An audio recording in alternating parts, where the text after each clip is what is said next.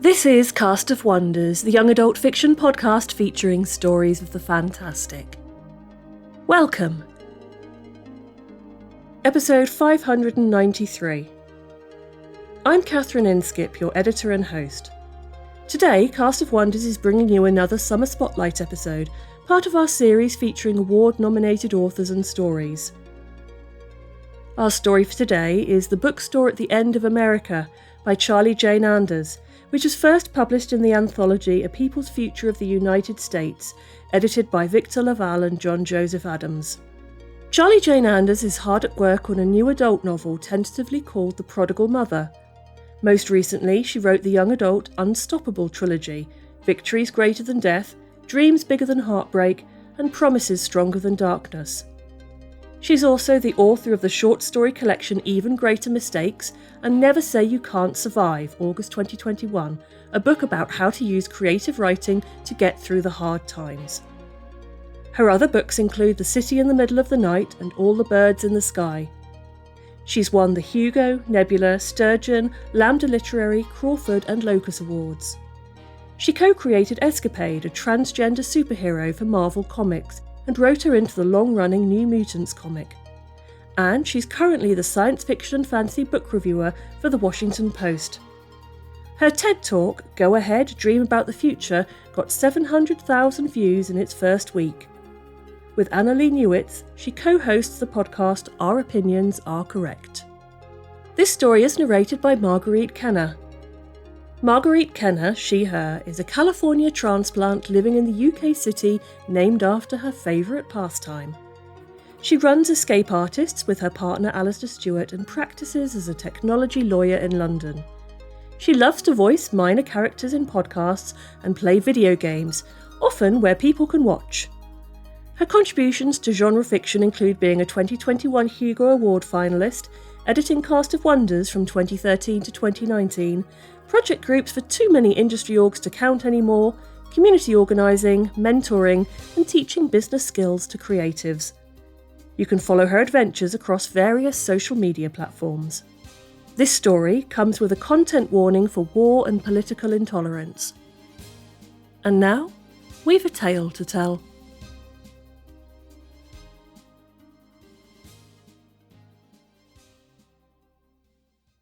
The Bookstore at the End of America by Charlie Jane Anders. Narrated by Marguerite Kenner. A bookshop on a hill. 2 front doors. 2 walkways lined with blank slates and grass. 2 identical signs welcoming customers to the first and last page. And a great blue building in the middle, shaped like an old-fashioned barn with a slanted tiled roof and generous rain gutters. Nobody knew how many books were inside that building, not even Molly, the owner.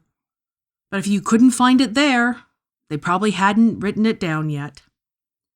The 2 walkways led to 2 identical front doors with straw welcome mats, blue plank floors, and the scent of lilacs and old bindings. But then you'd see a completely different store, depending on which side you entered, with 2 cash registers for 2 separate kinds of money. If you entered from the California side, you'd see a wall hanging, women of all ages, shapes, and origins, holding hands and dancing. You'd notice the display of the latest books from a variety of small presses that clung to life in Colorado Springs and Santa Fe, from literature and poetry to cultural studies. The shelves closest to the door on the California side included a decent amount of women's and queer studies, but also a strong selection of classic literature, going back to Virginia Woolf and Zora Neale Hurston, plus some brand new paperbacks. If you came in through the American front door, the basic layout would be pretty similar, except for the big painting of the nearby Rocky Mountains, though you might notice more books on religion and some history books with a somewhat more conservative approach. The literary books skewed a bit more towards Faulkner, Thoreau, and Hemingway, not to mention Ayn Rand, and you might find more books of essays about self-reliance and strong families, along with another selection of low-cost paperbacks, thrillers, war novels, including brand new releases from the big printing plant in Gatlinburg. Romance novels, too. Go through either front door and keep walking, and you'd find yourself in a maze of shelves with a plethora of nooks and a bevy of side rooms. Here a cavern of science fiction and fantasy, there a deep alcove of theater books, and a huge annex of history and sociology, including a whole wall devoted to explaining the origins of the Great Sundering. Of course, some people did make it all the way from one front door to the other, past the overfed snake shape of the hallways and the giant central reading room with a plain red carpet and 2 beaten-down couches in it. But the design of the store encouraged you to stay inside your own reality. The exact border between America and California, which elsewhere featured watchtowers and roadblocks, "You are now leaving," "You are now entering" signs, and terrible overpriced souvenir stands, was denoted in the first and last page by a tall bookcase of self-help titles about coping with divorce. People came hundreds of miles in either direction via hydroelectric cars, solar cycles, mecha horses, and tour buses to get some book they couldn't live without. You could get electronic books via the share, of course, but they might be plagued with crowdsourced editing, user-targeted content, random annotations, and sometimes just plain garbage. You might be reading the Federalist Papers on your Gidget and come across a paragraph about rights versus duties that wasn't there before, or for that matter, a few pages relating to hair cream because you'd been searching on hair cream yesterday. Not to mention, the same book might read completely differently in California than in America. You could only rely on ink and paper, or, for newer books, paper, for consistency, not to mention the whole sensory experience of smelling and touching volumes, turning their pages, bowing their spines. Everybody needs books, Molly figured. No matter where they live, how they love, what they believe, whom they want to kill, we all want books. The moment you start thinking of books as some exclusive club, or the loving of books as a high distinction, then you're a bad bookseller. Books are the best way to discover what people thought before you were born. And an author is just someone who tried their utmost to make sense of their own mess, and maybe their failure contains a few seeds to help you with yours. Sometimes people asked Molly why she didn't just simplify it down to one entrance, force the people from America to talk to Californians and vice versa, maybe expose one side or the other to some books that might challenge their worldview just a little. Molly always replied that she had a business to run, and if she managed to keep everyone reading, then that was enough. At the very least, Molly's arrangement kept this the most peaceful outpost on the border, without people gathering on one side to scream at the people on the other. Some of those screaming people were old enough to have grown up in the United States of America, but they acted as though these two lands had always been enemies. Whichever entrance of the bookstore you went through, the first thing you'd notice was probably Phoebe. Rake-thin, cultish, rambunctious, right on the edge of becoming, she ran light enough on her bare feet to avoid ever rattling a single bookcase or dislodging a single volume. You heard Phoebe's laughter before her footsteps. Molly's daughter wore denim overalls and cheap linen blouses most days, or sometimes a floor-length skirt or lacy hemmed dress, plus plastic bangles and necklaces. She hadn't gotten her ears pierced yet. People from both sides of the line loved Phoebe, who was a joyful shriek that you only heard from a long way away, a breath of gladness running through the flower beds. Molly used to pester Phoebe about getting outdoors to breathe some fresh air, because that seemed like something moms were supposed to say, and Molly was paranoid about being a bad mother, since she was basically married to a bookstore, albeit one containing a large section of parenting books. But she was secretly glad when Phoebe disobeyed her and stayed inside, endlessly reading. Molly hoped Phoebe would always stay shy, that mother and daughter would hunker inside the first and last page, side-eyeing the world through thin linen curtains when they weren't reading together. Then Phoebe had turned 14, and suddenly she was out all the time, and Molly didn't see her for hours.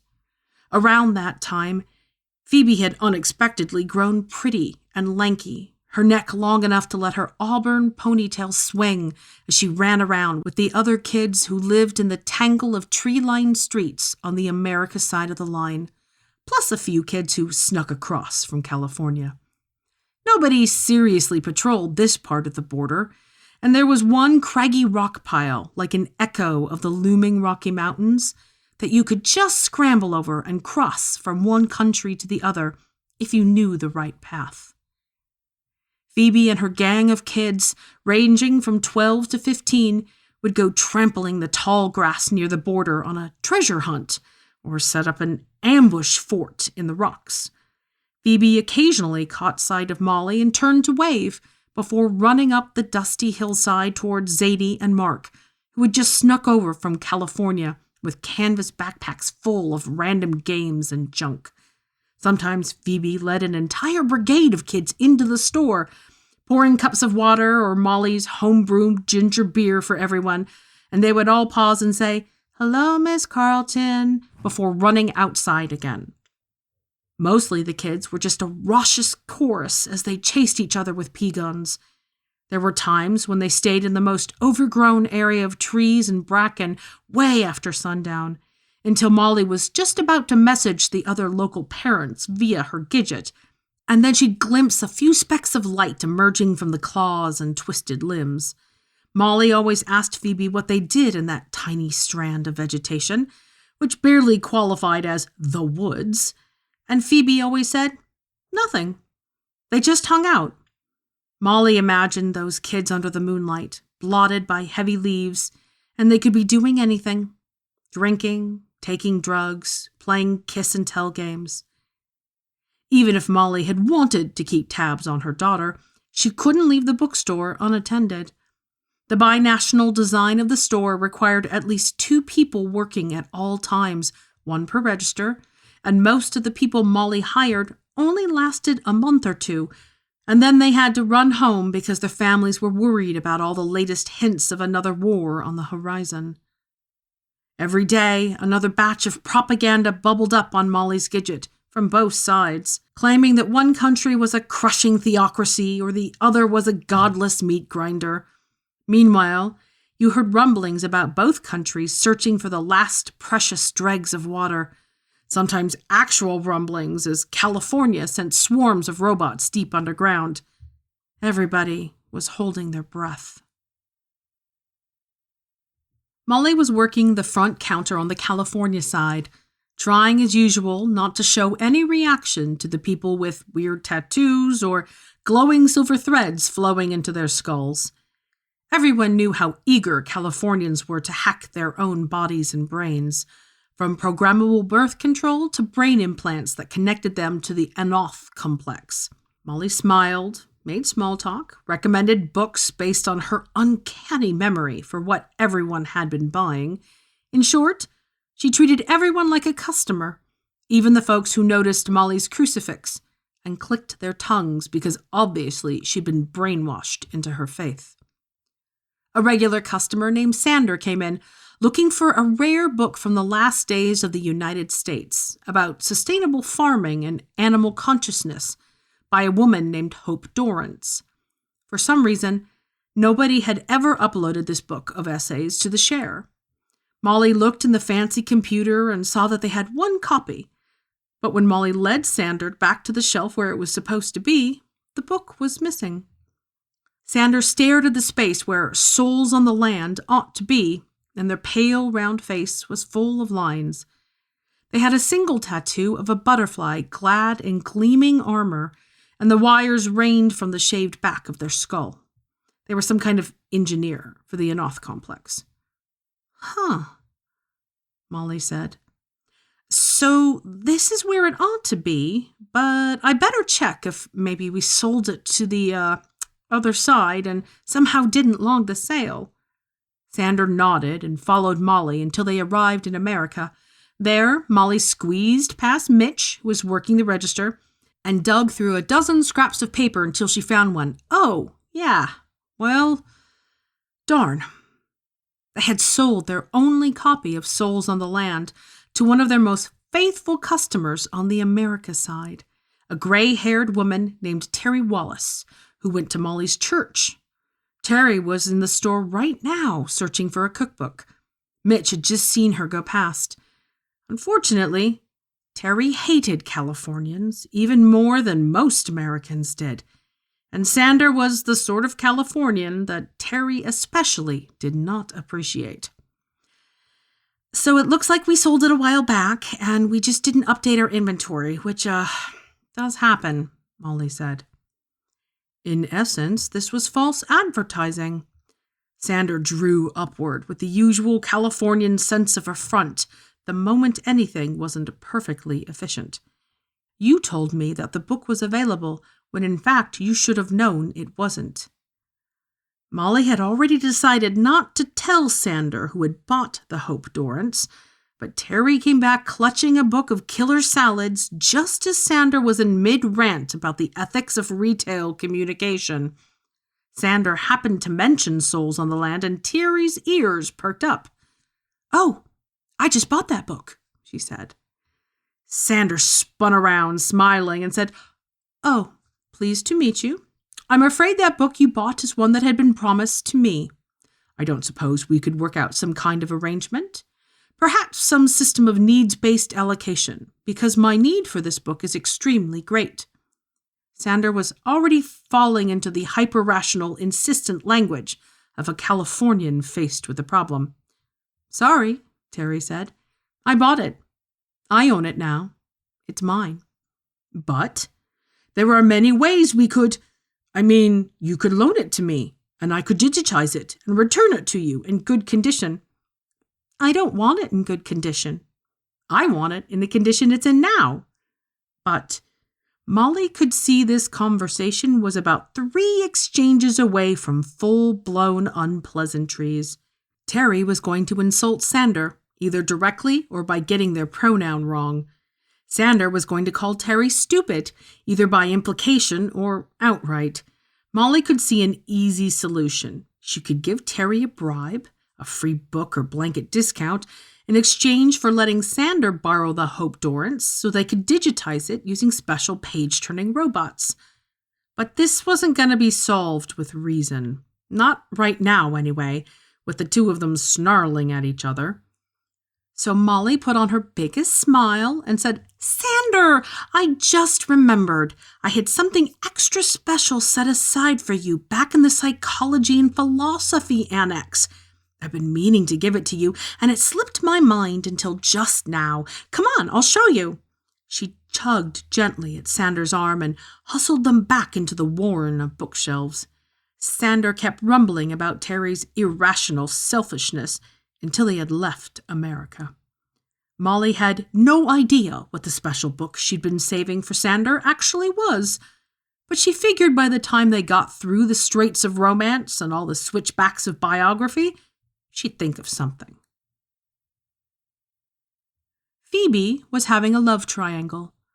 Molly became aware of this in stages, by noticing how all the other kids were together and by overhearing snippets of conversation, despite her best efforts not to eavesdrop.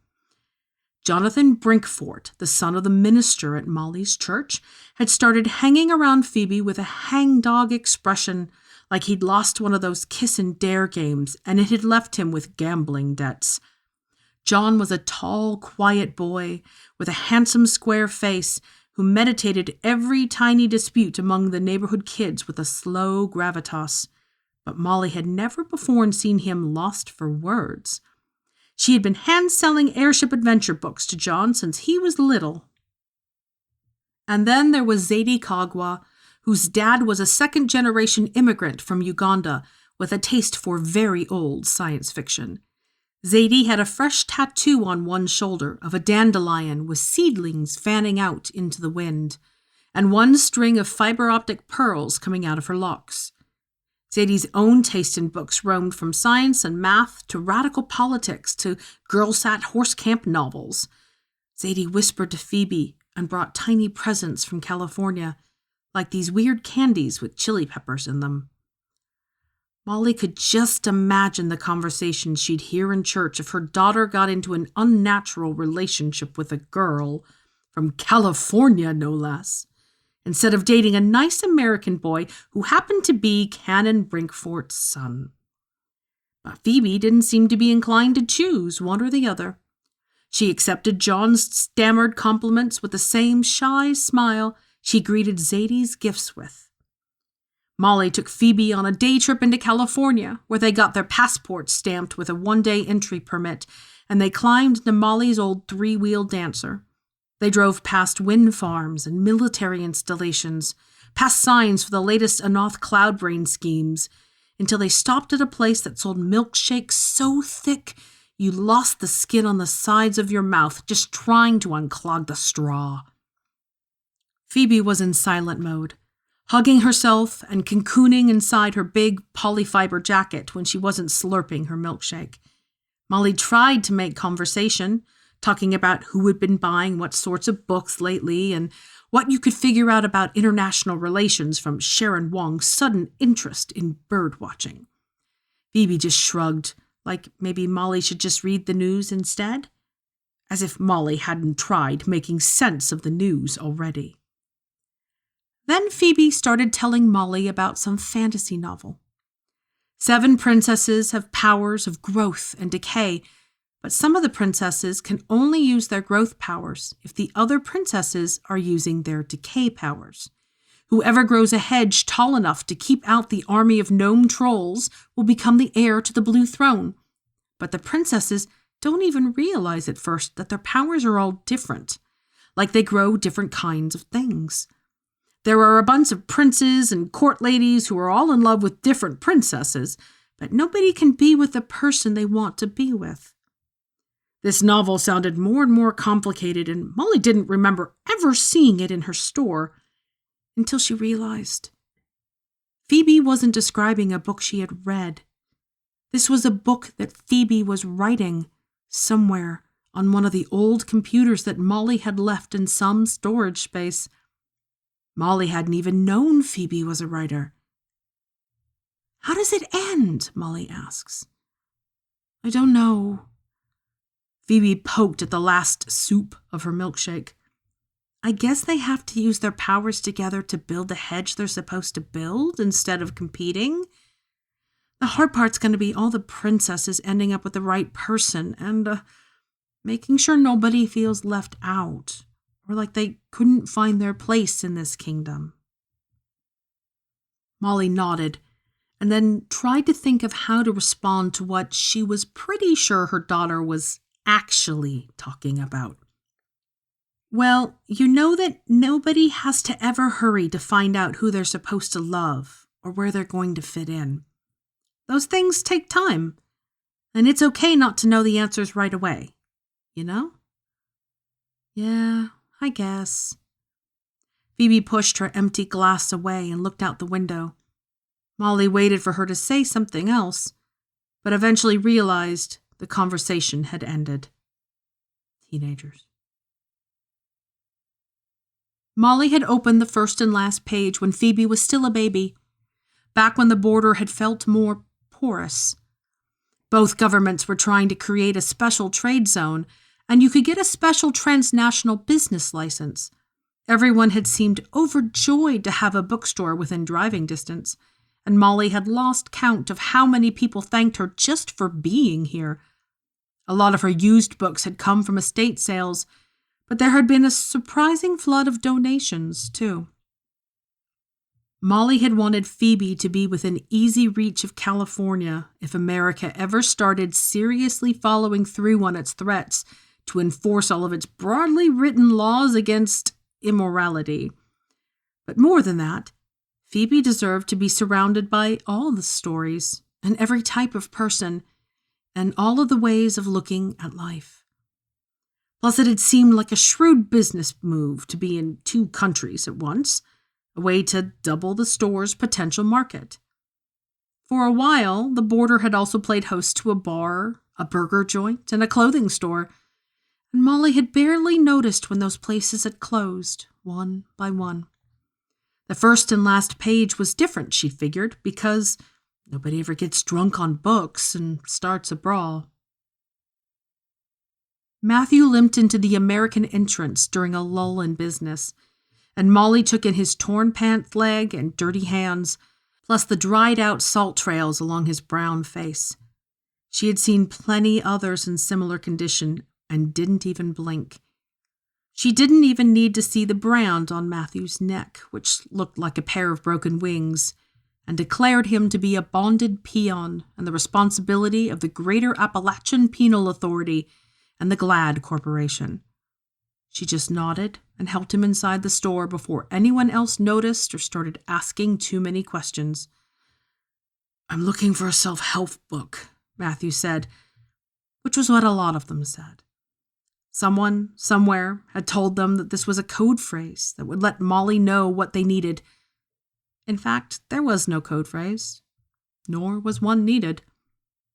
The border between America and California was unguarded in thousands of other places besides Molly's store, including that big rocky hill that Zadie and the other California kids climbed over when they came to play with the American kids.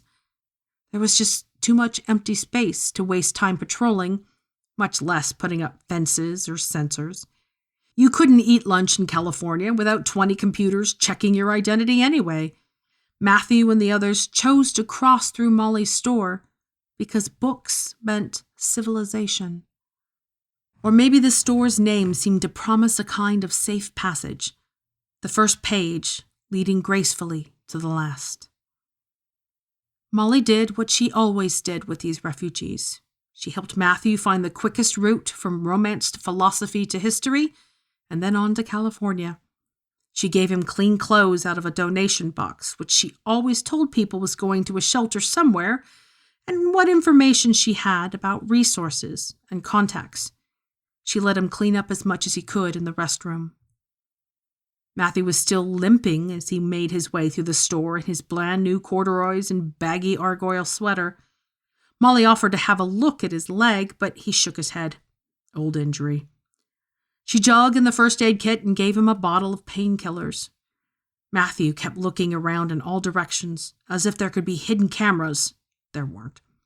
And he took a jerky step back when Molly told him to hold on a moment, when he was already in California. "What? Is something wrong? What's wrong?" "Nothing. Nothing's wrong. Just thinking."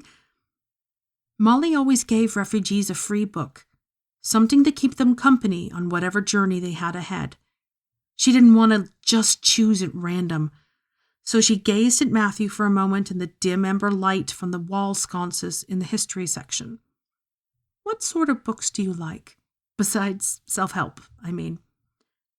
I don't have any money, I'm sorry," Matthew said, but Molly waved it off. "You don't need any.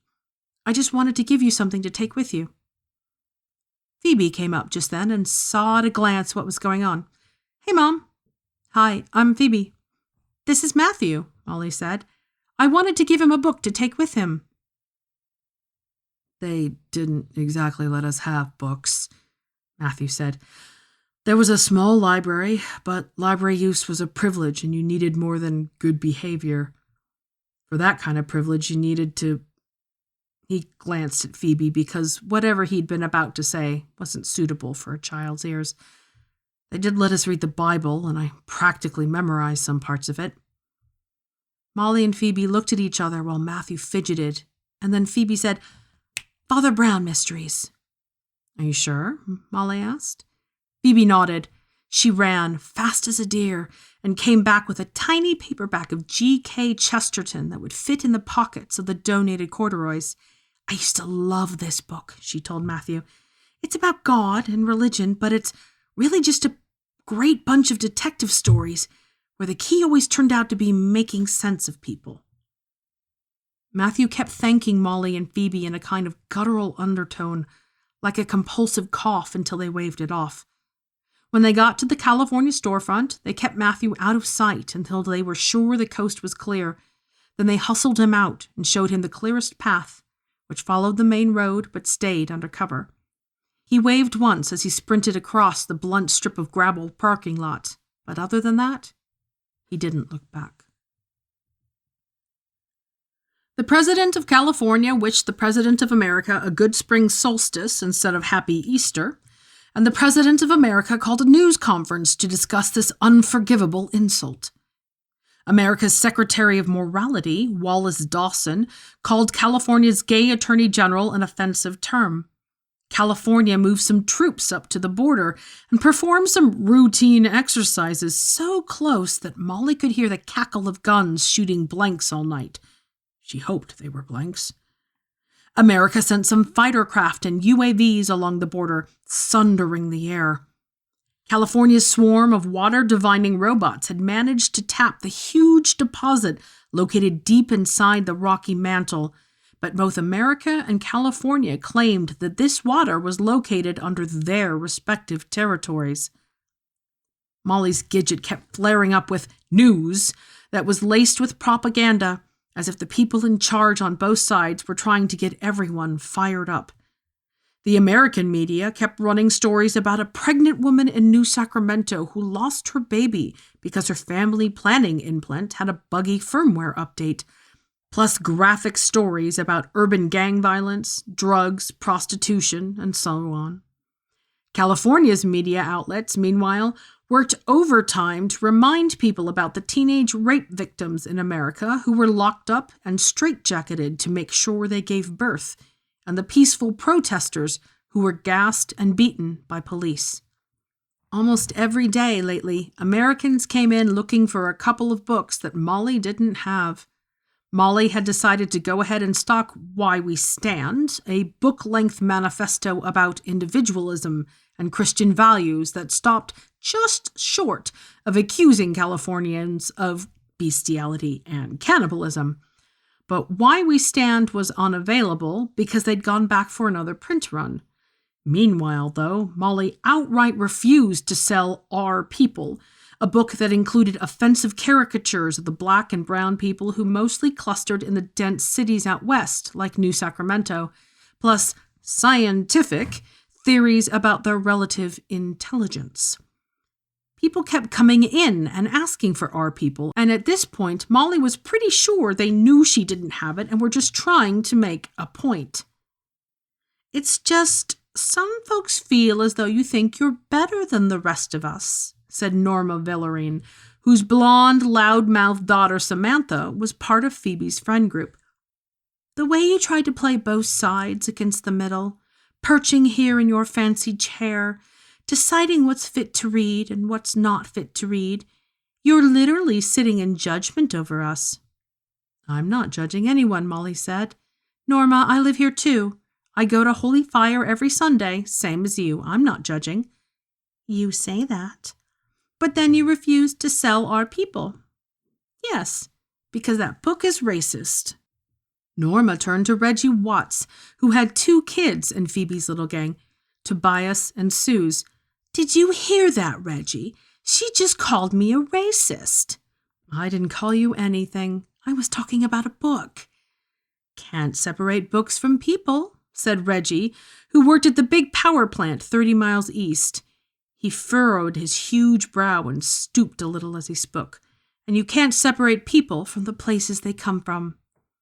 Time may come you have to choose a country once and for all, Norma said. Then she and Reggie walked out, while the glow of righteousness still clung. Molly felt something go all the way through her, like the cartoon bookworm chewing through a book. From when Molly was a child, there was a worm drilling a neat, round hole in Molly, rendering some portion of her illegible. Molly was just going through some sales slips because, ever since that dust-up with Sander and Terry, she was paranoid about American sales not getting recorded in the computer when the earthquake began. A few books fell on the floor as the ground shuddered, but most of the books were packed too tight to dislodge right away. The grinding, screeching sound from the vibrations underground made Molly's ears throb. When she could get her balance back, she looked at her Gidget, and at first she saw no information.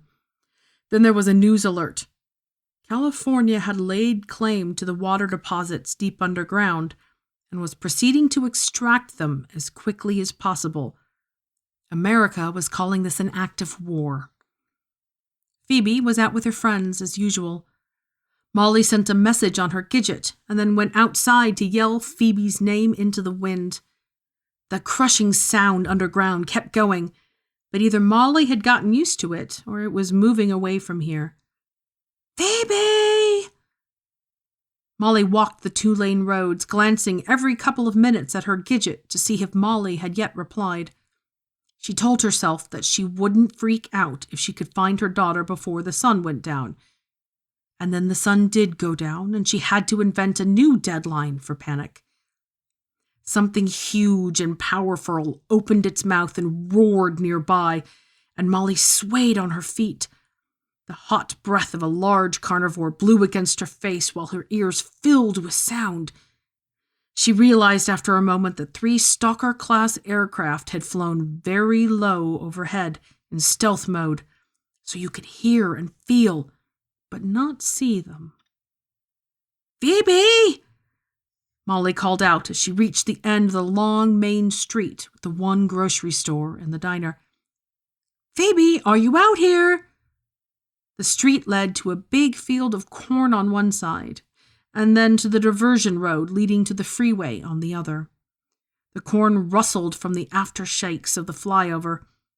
Out on the road, Molly heard wheels tearing at loose dirt and tiny rocks, and saw the slash of headlights in motion. Mom! Phoebe came running down the hill from the tiny forest area, followed by John Linkfort, Zadie Kagwa, and a few other kids. Thank God you're okay! Molly started to say that Phoebe should get everyone inside the bookstore because the reading room was the closest thing to a bomb shelter for miles. But a new round of flashes and ear-splitting noises erupted, and then Molly looked past the edge of town and saw a phalanx of shadows, 3 times as tall as the tallest building, moving forward. Molly had never seen a mecha before, but she recognized those metal giants with the bulky actuators on their legs and rocket launchers on their arms. They looked like a crude caricature of bodybuilders pumped up inside their titanium alloy casings. The 2 viewports on their heads, along with the slash of red paint, gave them the appearance of scowling down at all the people underfoot. Covered with armaments all over their absurdly huge bodies, they were heading into town on their way to the border. Everybody into the bookstore, Phoebe yelled.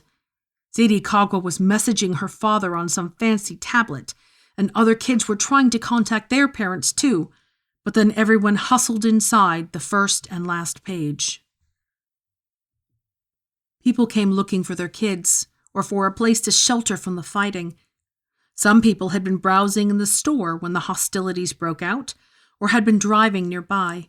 Molly let everyone in until the American mechas were actually engaging a squadron of California Centurions, which were almost exactly identical to the other metal giants, except that their onboard systems were connected to the Anoth complex. Both sides fired their rocket launchers, releasing bright orange trails that turned everything the same shade of amber. Molly watched as an American mecha lunged forward with its huge metal fist and connected with the side of a Centurion, sending shards of metal spraying out like the dandelion seeds on Zadie's tattoo. Then Molly got inside and sealed up the reading room with a satisfying chunk. I paid my contractor extra, she told all the people crouched inside. These walls are like a bank vault. This is the safest place for you all to be. There was a toilet just outside the solid metal door and down the hall, with a somewhat higher risk of getting blown up while you peed. Alongside Molly and Phoebe, there were a dozen people stuck in the reading room. There was Zadie and her father, Norma Verlaine and her daughter Samantha, Reggie Watts and his 2 kids, John Brinkfort, Sander, the engineer who'd come looking for souls on the land, Terry, the woman who actually owned souls on the land, Marcy, a 12-year-old kid from California, and Marcy's mother, Patrice. They all sat in this 2-meter by 3-meter room with 2 couches that could hold 5 people between them, plus bookshelves from floor to ceiling. Every time someone started to relax, there was another quake, and the sounds grew louder and more ferocious. Nobody could get a signal on any of their devices or implants, either because of the reinforced walls or because someone was actively jamming communications. The room jerked back and forth, and the books quivered, but did not fall out of their sconces. Molly looked over at Jay Cogwa sitting with his arm around his daughter, and had a sudden flash of remembering a time several years ago when Phoebe had campaigned for Molly to go out on a date with Jay. Phoebe and Zadie were already friends, though neither of them was interested in romance yet, and Phoebe had decided that the stout, well-built architect would be a good match for her mother. Partially based on the wry smiles the 2 of them had always exchanged when they compared notes about being single parents of rambunctious daughters. Plus, both Molly and Phoebe were American citizens, and it wouldn't hurt to have dual citizenship. But Molly had never had time for romance. Now, of course, Zadie was still giving sidelong glances to Phoebe, who had never chosen between Zadie and John, and probably never would. Jay had finished hugging his daughter, and also yelling at her for getting herself stuck in the middle of all this, and all the other parents, including Molly, had a good scowl at their own kids as well.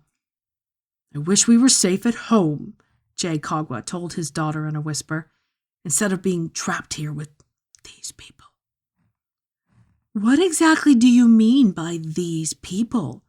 Norma Verlaine demanded from the other end of the room. Another tremor, more raucous noise. "Leave it, Norma," said Reggie. "I'm sure he didn't mean anything by it." "No, I want to know," Norma said. "What makes us these people when we're just trying to live our lives and raise our kids? And meanwhile, your country decided that everything from abortion to unnatural sexual relationships to cutting open people's brains and shoving in a bunch of nanogarbage was A-OK. So I think the real question is, why do I have to put up with people like you?" "I've seen firsthand what your country does to people like me," Jay Cogwa responded in a quiet voice. "As if Californians aren't stealing children from America at a rapidly increasing rate to turn into sex slaves or prostitutes. I have to keep one eye on my Samantha here at all times." "Mom," Samantha said, and that one syllable meant everything from "please stop embarrassing me in front of my friends" to "you can't protect me forever." "We're not stealing children," said Sander. "That was a ridiculous, made-up story." "You steal everything. You're stealing our water right now," said Terry. "You don't believe that anything is sacred, so it's all up for grabs as far as you're concerned." "We're not the ones who put 500,000 people into labor camps," said Patrice, a quiet, green-haired older woman who mostly bought books about gardening and Italian history. "Oh no, not at all. California just turns millions of people into cybernetic slaves of the Anoth complex," said Reggie. "That's much more humane." "Hey, everybody just calm down," Molly said. "Says the woman who tries to serve 2 masters," Norma said, rounding on Molly and poking her finger. The other 6 adults in the room kept shouting at each other until the tiny reading room seemed almost as loud as the battle outside. The room shook. The children huddled together, and the adults just raised their voices to be heard over the nearly constant percussion. Everybody knew the dispute was purely about water rights, but months of terrifying stories had trained them to think of it instead as a righteous war over sacred principles. Our children, our freedom. Everyone shrieked at one another, and Molly fell into the corner near a stack of theology, covering her ears and looking across the room at Phoebe, who was crouched with John and Zadie. Phoebe's nostrils flared, and she stiffened as if she were about to run a long sprint, but all of her attention was focused on comforting her two friends. Molly felt flushed with a sharper version of her old fear that she'd been a bad mother. Then Phoebe stood up and yelled, "Everybody, stop!" Everybody stopped yelling. Some shining miracle. They all stopped and turned to look at Phoebe, who was holding hands with both John and Zadie. Even with the racket outside, this room felt suddenly, eerily, almost ceremonially quiet. "You should be ashamed," Phoebe said. "We're all scared and tired and hungry, and we're probably stuck here all night, and you're acting like babies. This is not a place for yelling. It's a bookstore. It's a place for quiet browsing and reading, and if you can't be quiet, you're going to have to leave. I don't care what you think you know about each other. You can darn well be polite because... Phoebe turned to Zadie and John and then gazed at her mom. "Because we're about to start the first meeting of our book club." Book club? Everybody looked at each other in confusion, like they'd skipped a track. Molly stood up and clapped her hands. "That's right. Book club meeting in 10 minutes. Attendance is mandatory." The noise from outside wasn't just louder than ever, but more bifurcated. One channel of noise came from directly underneath their feet, as if some desperate struggle for control over the water reserves was happening deep under the Earth's crust, between teams of robots or tunneling war machines. And the very notion of solid ground seemed obsolete. Over their heads, a struggle between aircraft or metal titans, or perhaps a sky full of whirling autonomous craft, which were slinging fire back and forth until the sky turned red.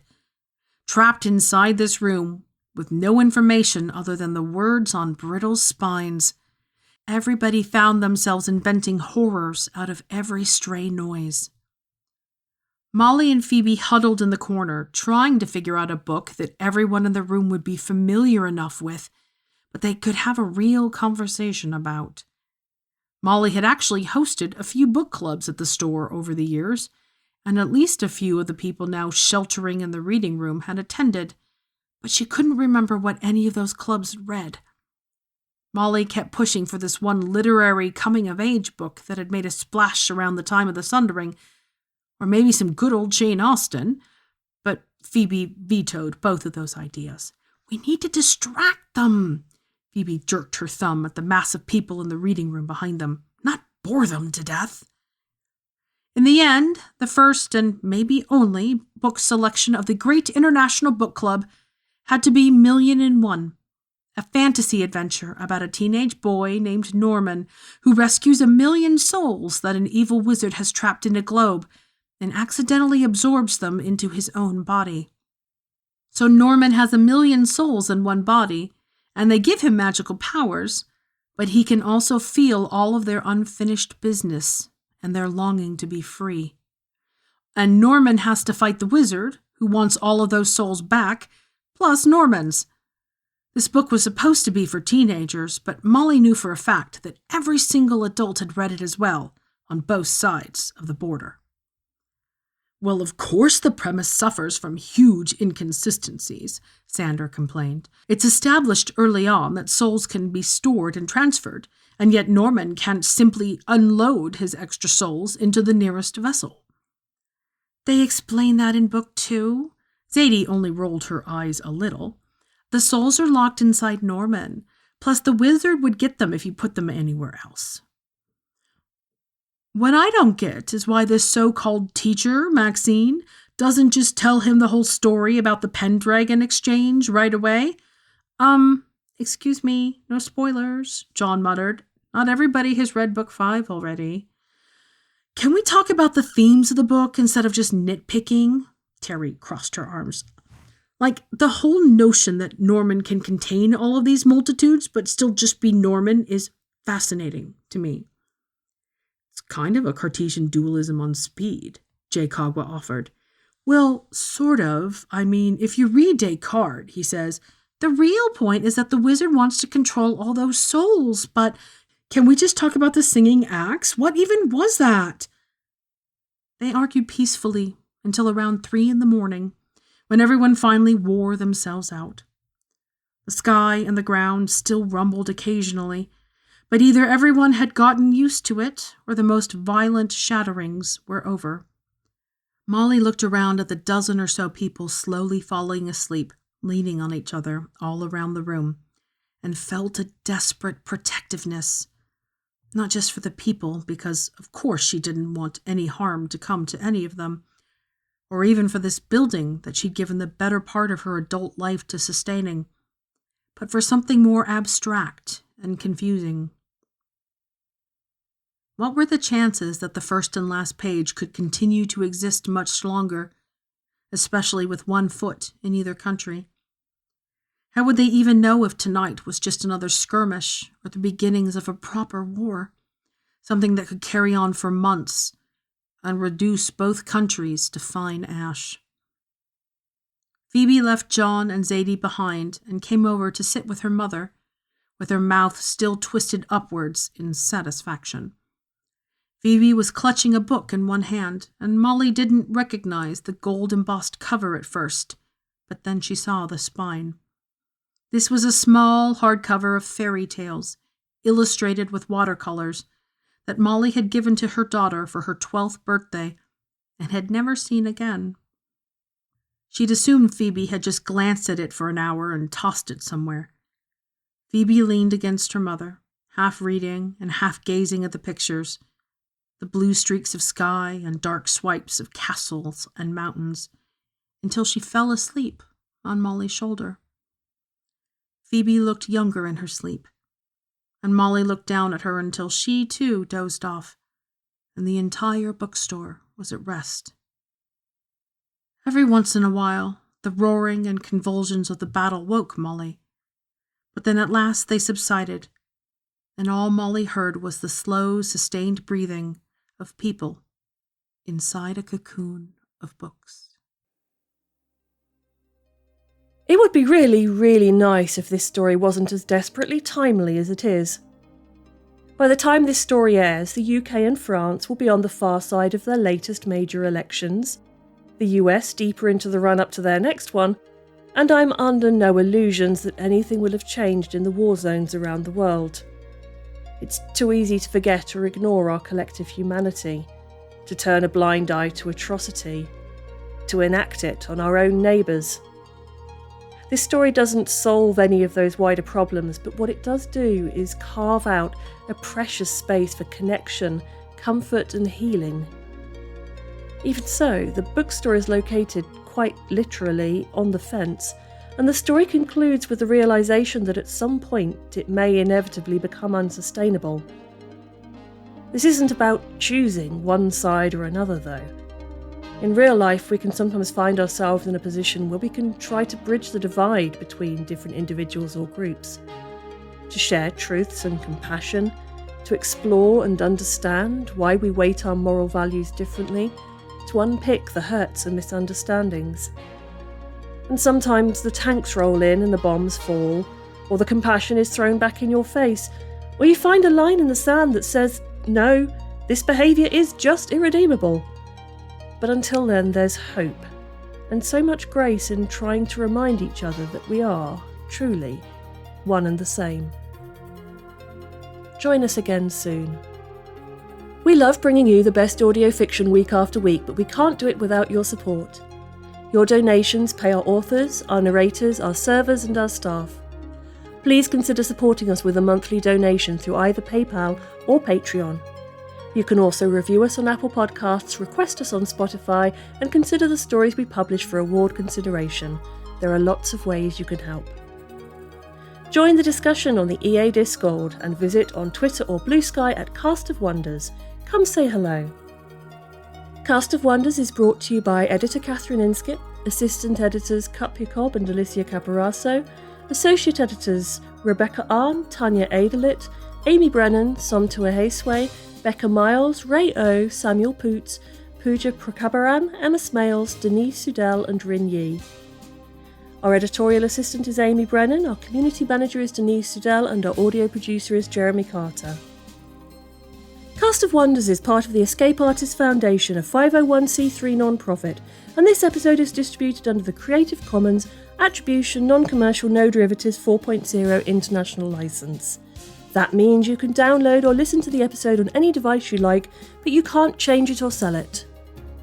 Our theme music is Appeal to Heavens by Alexei Nov, available from Promo DJ or his Facebook page. Thank you for listening.